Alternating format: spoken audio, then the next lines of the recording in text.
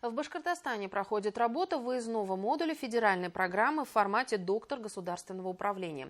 Что это такое, поговорим сегодня в программе «Интервью». Здравствуйте, я представляю гостя в студии Тигран Занко, заместитель директора Института государственной службы и управления Президентской академии. Добрый день. Здравствуйте. Итак, мы с вами сегодня обсуждаем о том, что цель вашего визита – это именно организация выездного модуля. Что это за федеральная программа? С 2019 года в Президентской академии реализуется программа в формате «Доктор государственного управления». Это программа не начального уровня, а наоборот для уже состоявшихся управленцев, у которых значительный стаж руководящей работы, не менее 10 лет, профильное управленческое, юридическое, финансово-экономическое образование. Средний возраст слушателей на программе сейчас порядка 40 лет. И вот в рамках обучения, которое тоже, это не краткосрочная программа, полный цикл обучения длится 3 года, проходит 12 образовательных модулей. И каждый из этих модулей посвящен отдельной сфере государственного управления, вопросам экономики, цифровой трансформации, вопросам международных отношений. А вот этот модуль, который мы проводим в республике, посвящен вопросам межнационального, межконфессионального баланса. И у республики, у органов власти в этой сфере очень большой опыт. И поэтому мы, не задумываясь, обратились к руководству республики, которое поддержало. И вот в эти дни проходит насыщенная программа. Вы говорите о том, что слушателями именно этого модуля, именно этой программы являются уже состоявшиеся руководители.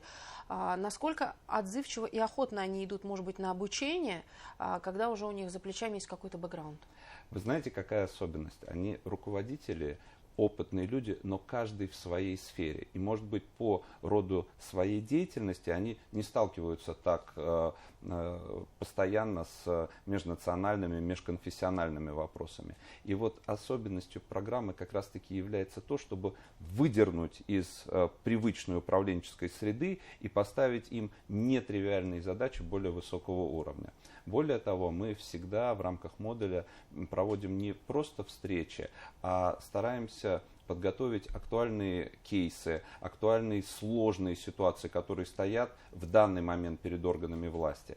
И берем наших слушателей, приглашаем представителей региона, чтобы они вместе попробовали найти новые нетривиальные подходы, оригинальные решения для этих кейсов и потом взять их в работу.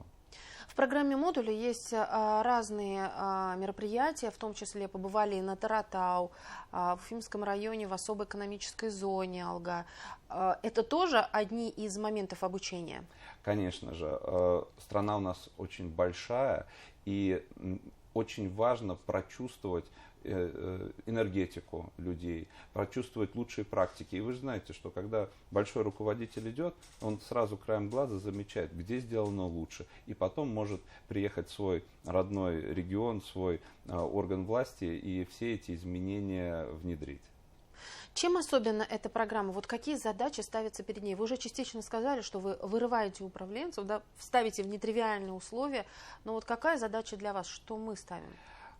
За 12 образовательных модулей мы подсчитывали у слушателей программы, а даже лучше их называть участниками, потому что слушатели слушают, а наши участники принимают участие в проведении мероприятий. И проходит порядка 100 встреч высокого уровня. И это не обычные лекции, которые просто читаются студентам, это уже встречи с состоявшимися руководителями федерального, регионального уровня. И мы просим каждого спикера говорить на уровне идей, механизмов, каких-то новых подходов. И просим говорить о том, как сфера, за которую они отвечают, изменится на горизонте 5-10 лет. То есть эта программа больше даже не только про настоящее, она про будущее, про новые механизмы. То есть это позволяет участникам программы взглянуть в будущее и себя лучше к нему подготовить. Помимо этого в программе очень серьезный научный трек.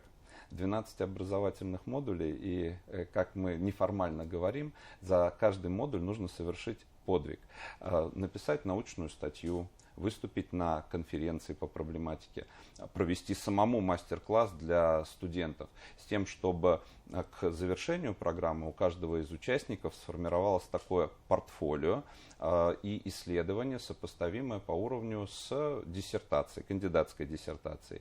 И слушатели, участники, которые успешно завершают программу, могут даже защитить и кандидатскую диссертацию в классическом формате.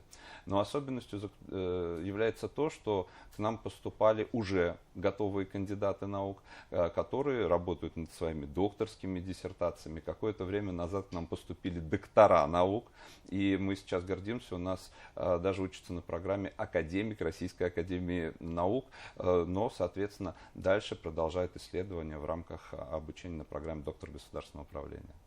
Тигран Антонович, а вот вопрос такой, современный управленец, и мы же говорим в основном госслужащий, да, согласитесь, вот что у этого сочетания государственный служащий какой-то уже оттенок был, да, немного даже нафталиновый, что ли. Вот сейчас современный госслужащий другой, как думаете? Или вот ваша программа как раз для того и призвана, чтобы менялись госслужащие? Вот про нафталин мы точно не чувствуем, потому что государственная служба сейчас очень динамичная и очень динамично дальше развивается. Это и цифровая трансформация, и принципиально новые подходы, и вызовов у государственных служащих очень много.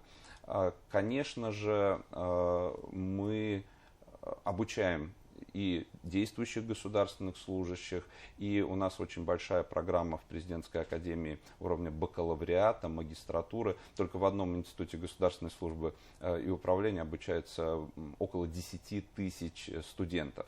И поэтому перед нами стоят очень важные задачи, буквально с студенческой скамьи, передать вот эти новые технологии, новые подходы, чтобы выпускники буквально сразу же, приходя в органы власти, брались за работу. Как мы этого добиваемся? Конечно же, привлечением в аудитории практиков. У нас очень большая часть преподавателей непосредственно задействована в работе органов власти. Буквально после каждого курса мы отправляем студентов на практики и стажировки в органы власти. И выстраивается даже целая, знаете, такая траектория стажировок для того, чтобы, завершив 4-й курс бакалавриата, студенты могли уже получить предложение по работе, по прохождению службы и эффективно дальше расти четко и системно, понимая государственное и муниципальное управление.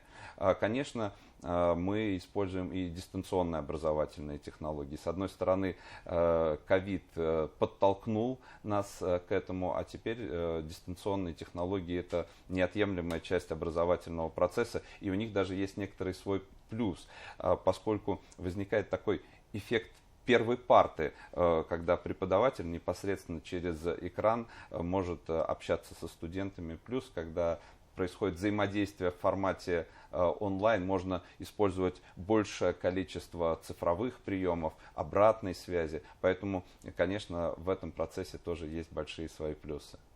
Какова современная вообще государственная служба? Как вы думаете, в чем ее особенности? Меняется? Сложно не меняться, когда так меняется весь мир. Перед нашей страной стоит сейчас большое количество вызовов и очень большое количество внешнего противодействия.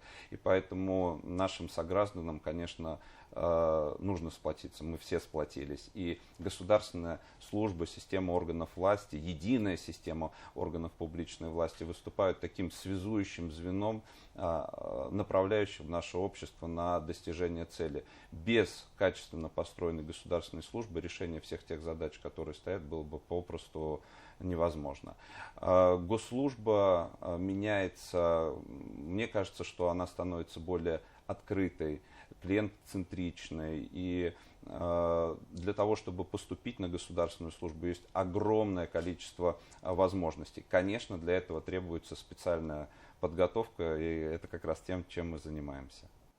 Какие сейчас есть возможности у молодежи для поступления на государственную службу? Как лучше построить именно для того, чтобы, может быть, и учиться, и практиковаться сразу? прежде всего обратил бы внимание на президентскую платформу «Россия – страна возможностей».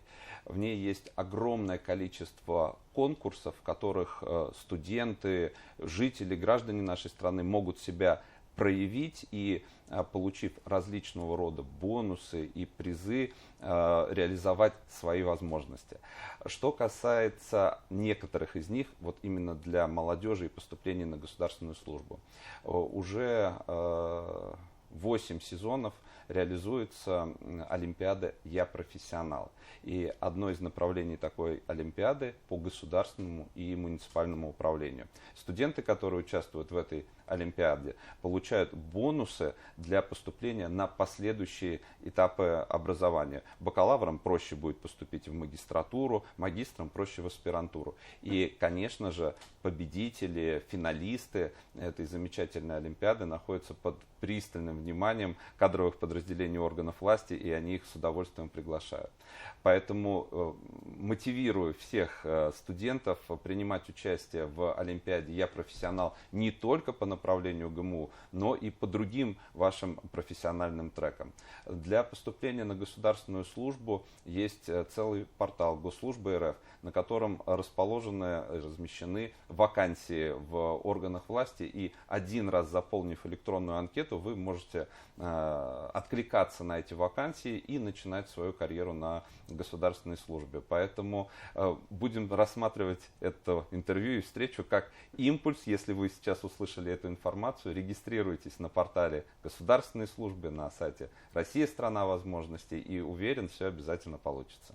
Тигран Антонович, в нашем интервью вы сказали, что вы сами стали инициаторами проведения одного из модулей именно в Башкортостане. Почему?